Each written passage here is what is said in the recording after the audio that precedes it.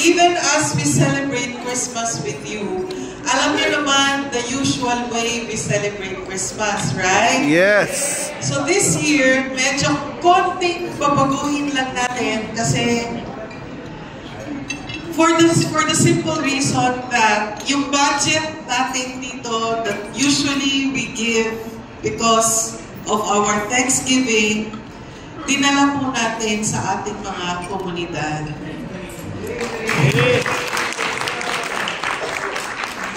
Alam niyo po yung mga nasa lantang yun, syempre mga customer din natin yun. No? Iba doon mga kamag-anak, mga kaibigan natin.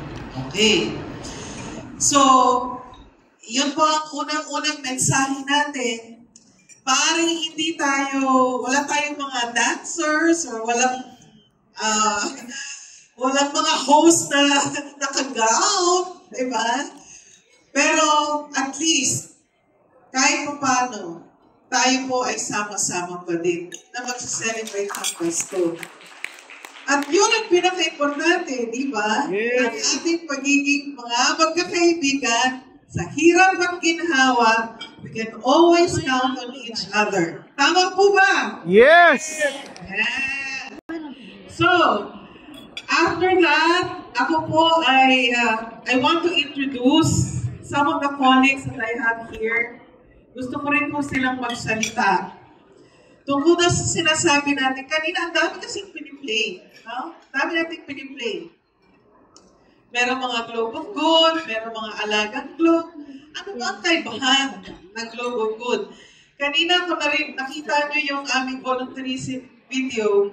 Globe of Good is our purposing action. However, okay, tuwing nagkakaroon tayo ng disaster, ang ating programa, ang tawag natin doon ay Alagang Globe. Yeah. Right? So, para pag-usapan natin ang ating Alagang Globe and the things that we have done for Cebu and its nearby communities, I want to introduce to you our Head of Sustainability and Social Responsibility, Ms. Apple Evangelista. Dito ka na. Maraming salamat, Ms. Yoli. Magandang gabi po sa inyong lahat. Bago po ako magsimula, I'd like to play the short video po.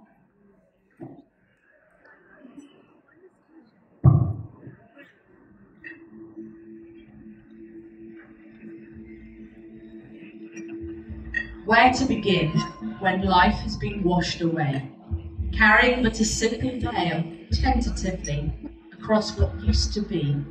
The death toll is climbing as tens of thousands of people across Southeast Asia deal with record-breaking rain. Babuyan Islands is now under the highest storm alert, signal number 5. Pag-asa warns Nando will be bringing destruction. Tropical storm Opong leaves a trail of destruction. The death toll in Cebu is now at 48. Struggle known as 1 million people dead, each and the pain, truly struggling across the zone. These 30 have now been reported killed in Ubok, Cebu, following a massive 6.9 magnitude quake that rocked the province Tuesday night.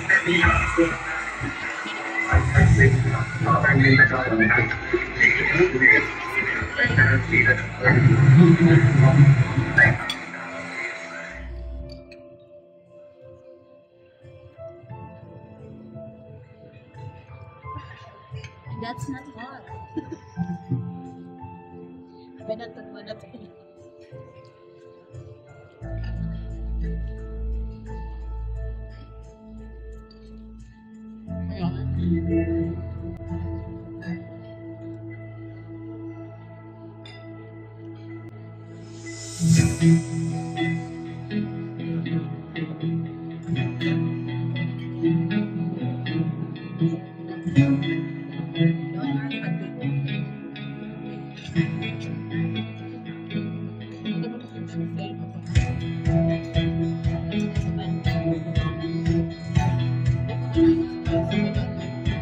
Po,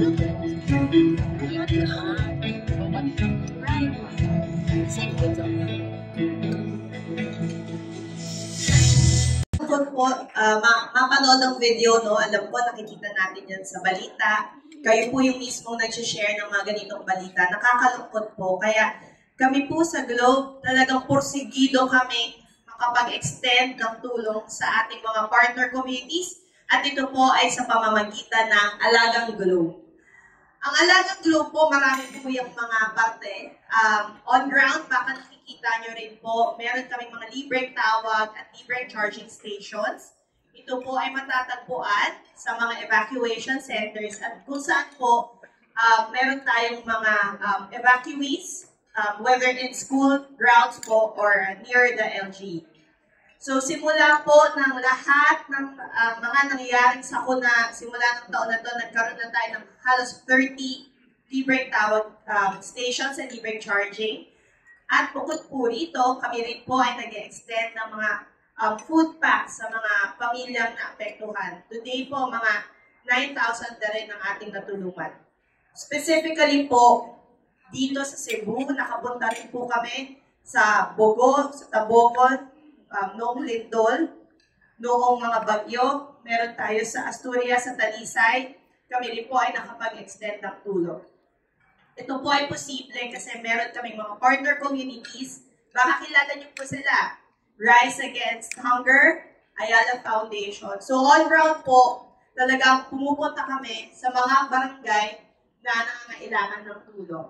Pero alam ko rin po, parte ng Alagang Globe is yung makahikayat naman din po tayo ng tulong mula sa mga customers natin na nasa ibang lugar. At dito po, natin ginagamit ang ating Globe One app. So, I hope lahat po may Globe One app. Yes, nako, Patrick. Dapat lahat may Globe One app. Kasi sa Globe One app, hindi nyo lang dito pwedeng, alam mo yung pangbayad ng bills or pangbili ng load. Pwede nyo rin pong gamitin ng Globe One para makatulong.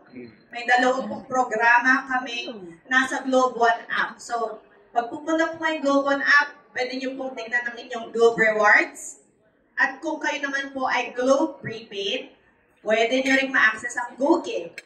So, itong mga programa ng Globe po na ito ay pwede po kayong maka-earn ng points or ng hearts na pwede nyo pong i-donate din sa ating mga partner community. So, ganito po ang kabuuan ng Alagang Globe natin. So, bilang pagtatapos po, no, yung buong Alagang Globe program ng Globe ay parte ng ating Globe of Good Advocacy.